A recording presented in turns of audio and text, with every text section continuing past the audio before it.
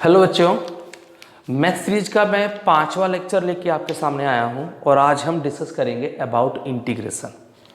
देखो बच्चों, इंटीग्रेशन हमारे लिए ज़्यादा इम्पोर्टेंट है as compare to the differentiation.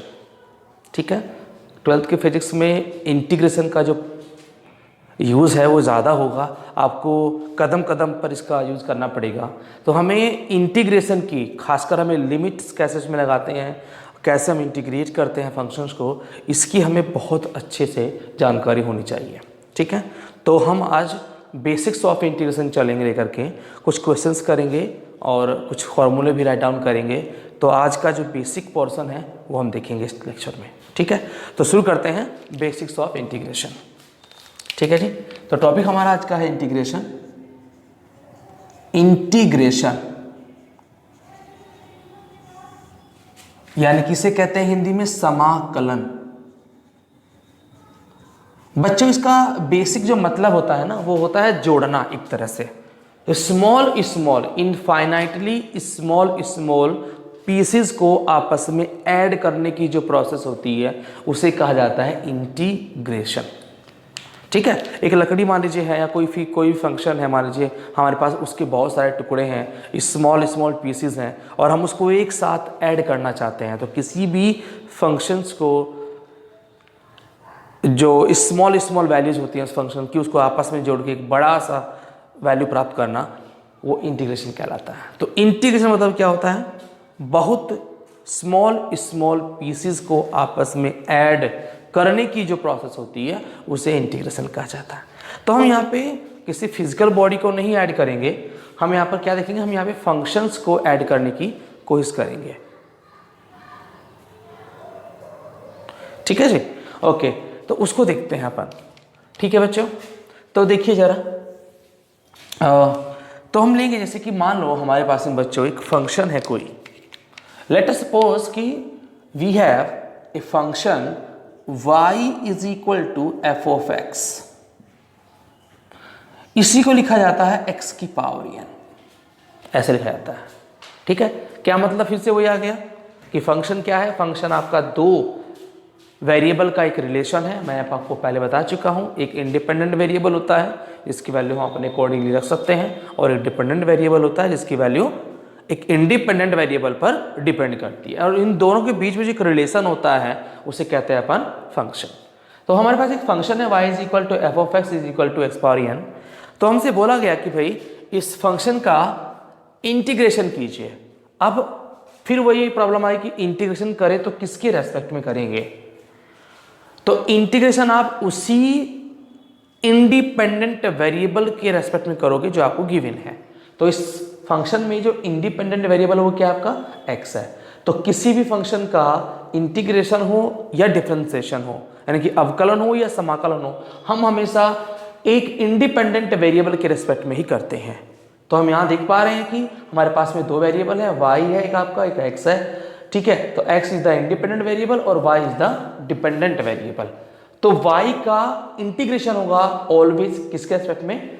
Independent variable यानी कि x के रिस्पेक्ट में। ठीक है जी, ओके। तो अब कैसे करेंगे, इसका फार्मूला क्या है, बेसिक फार्मूला जरा वो देख लेते हैं। तो भाई देखो, ये है साइन आपका इंटीग्रेशन का, तो y, ठीक है ना जी, और dx, इसका मतलब होता है इंटीग्रेशन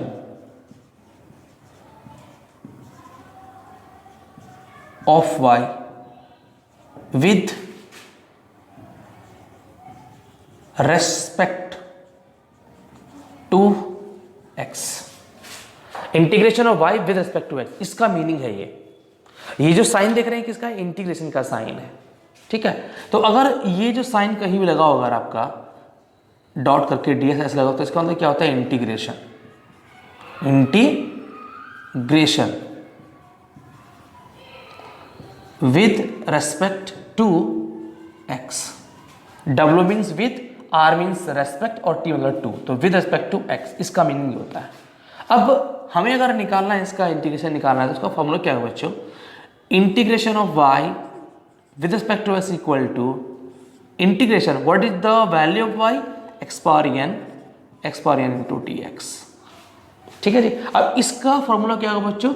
इसका फॉर्मूला होगा इसमें देखिए क्या होता है, ये डिफरेंशिएशन का उल्टा होता है प्रोसेस। ये क्या होगा, इसमें एक्स की पावर पहले जोड़ेगी और फिर जितना ऊपर उतना ही नीचे। ओके जी, तो इसकी वैल्यू ही होती है। क्या मतलब इसका कि differentiation of y with respect to x is equal to integration of y with respect to x is equal to क्या होगा जी, x की power n+1 divide by n+1।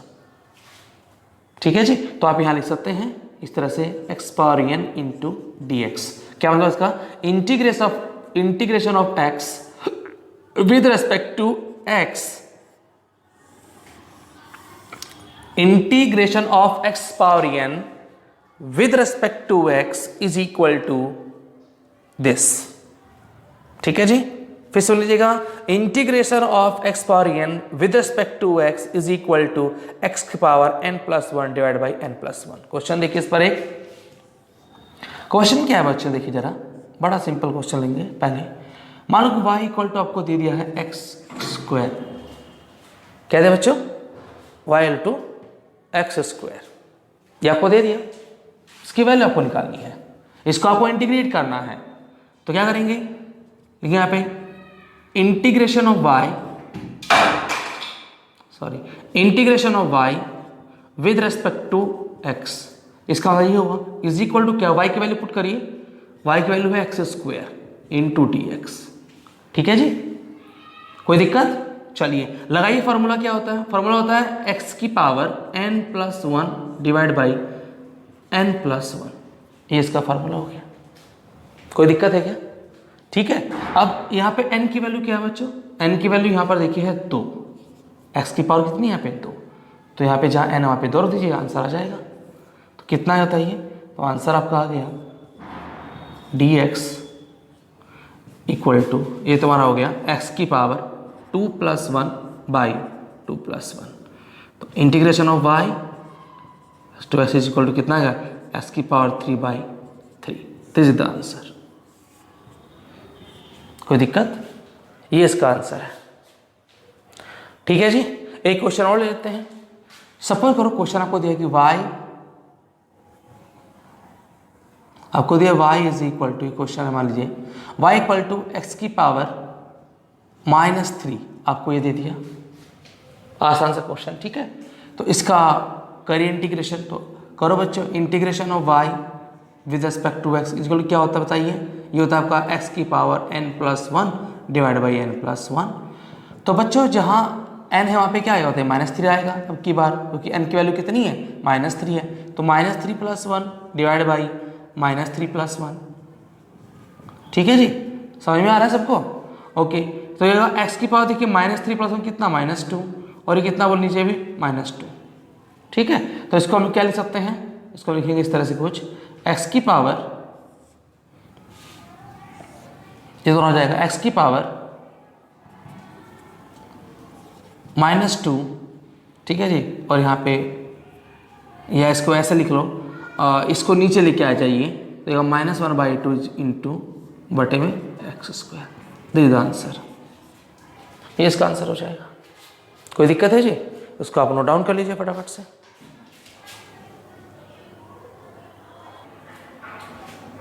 चलिए एक क्वेश्चन और देख लेते हैं। क्वेश्चन क्या है बच्चों, सपोज करो कि आपको जो क्वेश्चन दे दिया गया कुछ इस तरह से दे दिया गया, लेट अस सपोज कि क्वेश्चन है आपके सामने y इक्वल टू √x, ये आपको दे दिया √x, बोला गया कि बताइए इसका इंटीग्रेशन क्या होगा। तो थोड़ा पहले इसको सिंप्लीफाई कर लेते हैं। y इज इक्वल टू मैं इसको लिख सकता हूँ x की पावर 1/2, लिख सकता हूँ क्या, कोई दिक्कत इसमें नहीं, ओके। तो अब इसको मैं इजीली क्या कर सकता हूँ, इंटीग्रेट कर सकता हूँ, क्योंकि मुझे यहाँ पे n की वैल्यू कितनी पता लगी, 1/2। ठीक है ना, तो क्या आप जानते हैं किसी भी क्वांटिटी का अगर रूट लिया है तो रूट का मतलब होता है उसकी पावर 1/2। ठीक है, तो यहाँ लीजिए integration of y with respect to x equal to integration of x की पावर 1/2 इंटू dx। लगाइए फॉर्मूला क्या होता है, फॉर्मूला होता है x की power n+1 divide by n+1। चलो बच्चों, n का वैल्यू कितना है यहाँ पर, n का वैल्यू यहाँ पर आपको दिया गया 1/2। ठीक है, लगाइए, तो ये तुम्हारा आ जाएगा x की पावर 1/2 + 1 डिवाइड बाई 1/2 + 1। तो आई होप सबको आता होगा फ्रैक्शन को जोड़ना। तो ये आएगा x की पावर 3/2 डिवाइड बाई 3/2, ये 2 ऊपर जा जाएगा, ये आंसर आएगा 2/3 x की power 3/2। This is the integration of root of x। ठीक है जी, कोई दिक्कत किसी को इसमें नहीं? ओके, कर सकते हैं इस चीज को हम, ठीक है ना? Any problem? Very good. चलिए आगे बढ़ते हैं, एक क्वेश्चन और ले लेते हैं। क्वेश्चन क्या है बच्चों? क्वेश्चन मान आपको दे दे कि y is equal to 3x², ये आपको दे दे कोई, ठीक है जी, आपको क्या दे दिया? y is equal to 3x², बोला कि इसको इंटीग्रेट करिए, ठीक है, तो करो भाई integration of y dx with respect to dx x, sorry integration of जो y की वैल्यू कितनी है 3x² है इंटू dx कर देंगे, ठीक है। अब देखिए मैंने बताया आपको कि अगर किसी भी इंडिपेंडेंट वेरिएबल के साथ में कोई कांस्टेंट वैल्यू आती है तो उसका जैसा नेचर है उसको वैसे रखा जाता है। अगर मल्टीप्लाई में तो मल्टीप्लाई में, डिवीजन में है तो डिवीजन में, फ्रैक्शन में जैसे भी है वैसे इसको रख दो, और बाकी जो बच गया उसको आप इंटीग्रेट कर दो या फिर इसको आप डिफरेंशिएट कर दो, जो भी आपसे करवा रहा है, ठीक है। तो इसको 3 को बाहर ले लो पहले इंटीग्रेशन से, ये बचा आपका x² इंटू dx, कोई दिक्कत? चलिए अब ये तो सिंपल हो गया ना, चलिए करते हैं। तो 3 यहाँ पे क्या लेंगे फॉर्मूला आपका है x की power n+1 divide by n+1। बच्चों यहाँ पे n की वैल्यू कितनी है?